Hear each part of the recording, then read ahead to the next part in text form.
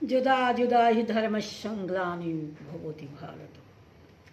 জয় রাধে, জয় কৃষ্ণ, জয় বৃন্দাবন, নিতাই গৌরাঙ্গ আনন্দ লীলাময়। বিগ্রহায় হিমাব্যতিব্য ছবি সুন্দরায় তস্মৈ মহাপ্রেম রসপ্রদায় চৈতন্য চন্দ্রায় নমো নমস্তে।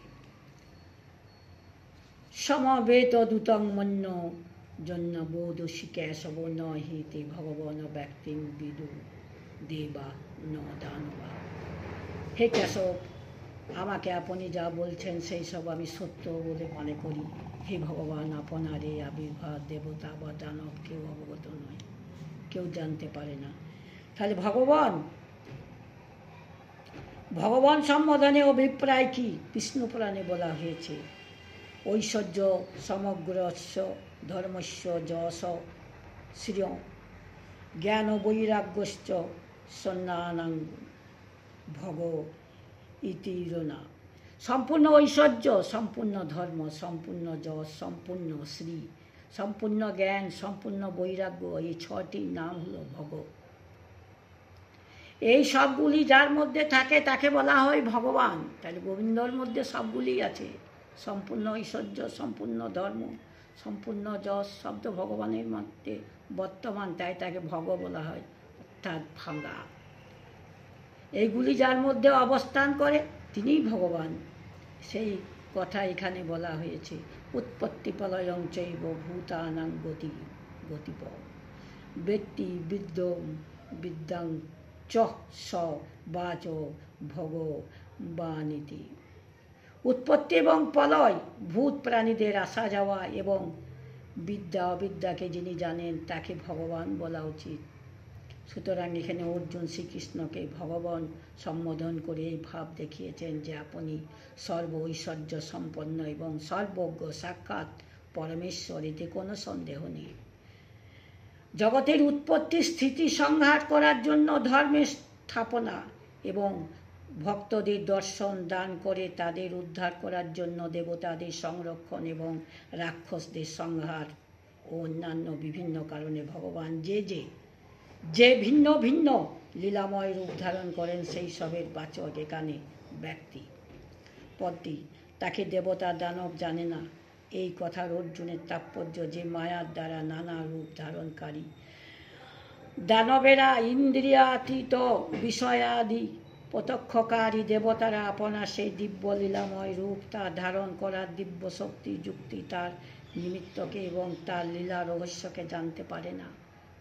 গোবিন্দের লীলা মনুষ্য লোকে জানে না, তাহলে সাধারণ মানুষের আর কথা কি? সাধারণ মানুষ কি করে জানবে ভগবানের তত্ত্ব? কি আমরা জানি? আমরা অল্প সামান্য মানুষ। তাই গীতা পড়ুন, গীতাতে অনেক জ্ঞান আছে, জ্ঞান অর্জন করুন। এখানে কেশব কাকে বলে জানেন? ব্রহ্মা বিষ্ণু মহেশ্বরের তিনটি শক্তিগুলিকে ক্রমশ ক অ এবং ইস একে কেশব বলা হয়। তিনটি ব্রহ্মা বিষ্ণু মহেশ্বর। কেশব বললে এই তিনটি যার বপু বা স্বরূপ তাকে কেশব বলা হয়। সুতরাং অর্জুন এখানে কৃষ্ণকে কেশব বলে ভাব দেখিয়েছেন যে আপনি সমস্ত জগতের উৎপত্তি পালন সংহারকারী সাক্ষাৎ পরমেশ্বর, এতে আমার কোনো সন্দেহ নেই। হরি ওম তৎসৎ। নিতাই গৌরাঙ্গ মহাপ্রভু। জয় রাধে, জয় রাধে। যথা ধর্ম তথা জয়। লোভে পাপ, পাপে মৃত্যু। গীতা বলুন, গীতা পড়ুন, হরে কৃষ্ণ করুন, হরে কৃষ্ণ কৃষ্ণ কৃষ্ণ হরে হরে, হরে রাম রাম রাম হরে হরে। পূজা অর্চনা ফুল দিয়ে পূজা করলেই ধর্ম হয় না, মন থেকে ধর্ম হয়। ফুল এত ফুল দিয়ে কি পূজা হয়? যার মনে ফুল নাই তার হাতে ফুল নিয়ে কী হবে? গোবিন্দকে স্মরণ করুন, গোবিন্দকে স্মরণ করলেও পূজা হয়ে যায়, জ্ঞানের পূজা। গীতা পড়লে জ্ঞানের পূজা। জয় রাধে, জয় কৃষ্ণ।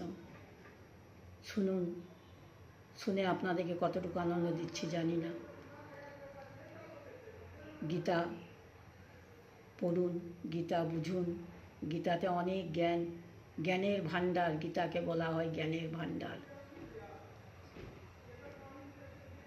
মুখ আকারেতি বাচানং পঙ্গু গিরিলাঙ্ঘিতেং যৎকৃপাং তমাহং বন্দে পরমানন্দ মাধব।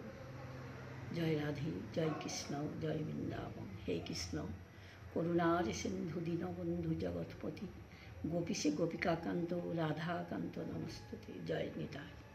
খুব গরম পড়েছে, গরমে খুব কষ্ট হচ্ছে, এখানে এত গরম থাকতে পারছি না।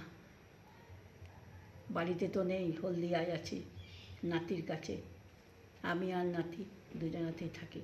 জয় রাধে, জয় রাধে। যেটুকু ফাঁকা সময় পাই তাই আপনাদেরকে একটু গীতা শোনাই, আমারও শোনা হয়, আপনাদেরকেও শোনা হয়।